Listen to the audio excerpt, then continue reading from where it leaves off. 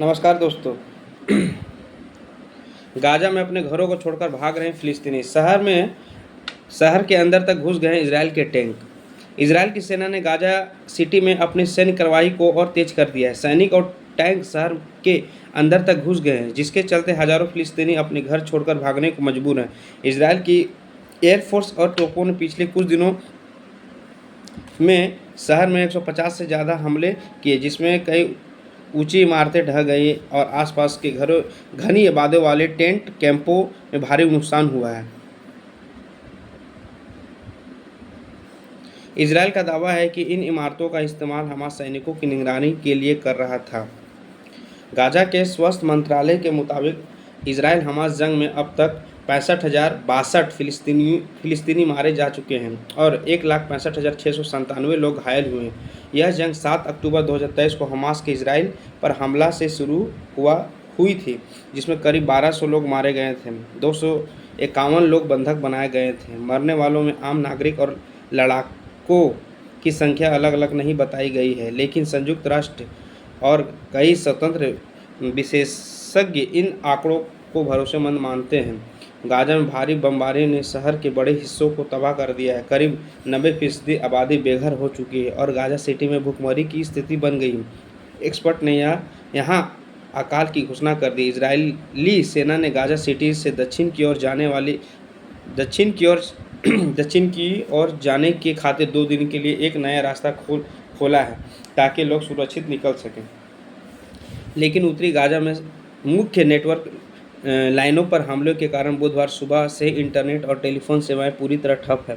इससे लोग ना तो मदद के लिए फ़ोन कर पा रहे हैं और ना ही निकासी की योजना बना पा रहे हैं। फिलिस्तीनी टेलीकम्युनिकेशन नियामक प्राधिकरण ने बताया कि इस वजह से गाजा सिटी के लोगों को बाहरी दुनिया से संपर्क टूट गया। इजरायली सेना ने कहा कि वह इस घटना की जांच कर रही है और इसका निशाना संचार नेटवर्क नहीं है। हमास के वरिष्ठ नेता गाजी अहमद ने बुधवार को पहली बार सार्वजनिक रूप से बयान दिया है। कतर में अल जजीरा चैनल को दिए इंटरव्यू में उन्होंने अमेरिका पर पक्षपात का आरोप लगाया और कहा कि वह शांति वार्ता में निष्पक्ष मध्यस्थ नहीं है।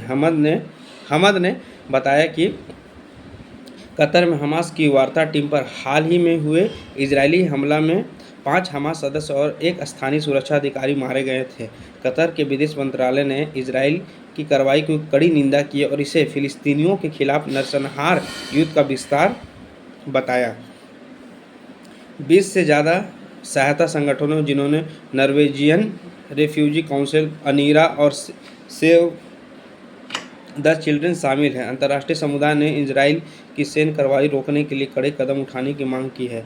इन संगठनों ने कहा कि गाजा में जो हो रहा है वह सिर्फ मानवीय संकट नहीं, बल्कि संयुक्त राष्ट्र की जांच समिति ने इसे नरसंहार करार दिया है। देशों को हर संभव राजनीतिक, आर्थिक और कानूनी कदम उठानी चाहिए। सिर्फ बयानबाजी और आधे अधूरे कदम काफ़ी नहीं है। इजरायली सेना का कहना है कि वह नागरिकों को होने वाली नुकसान कम करने की कोशिश कर रही है और उनका निशाना गाजा आतंकी संगठन है। सेना का अनुमान है कि गाजा सिटी में अभी 2000 से 3000 हमास लड़ाके बचे हैं, जो सुरंगों का इस्तेमाल कर रहे हैं। इजराइल का लक्ष्य पूरा गाजा सिटी पर कब्जा करना है, सिवाय तटीय इलाके के एक बड़े हिस्से के। इस तरह देखा जाए तो 7 अक्टूबर 2023 को हमास के हमले के बाद शुरू हुई इस जंग ने गाजा को तबाही के कगार पर ला दिया है। संयुक्त राष्ट्र का अनुमान है कि पिछले 1 महीने में 2,38,000 से ज़्यादा लोग उत्तरी गाजा से भाग चुके हैं, लेकिन लाखों लोग अभी भी वहीं फंसे हुए हैं। थैंक यू दोस्तों।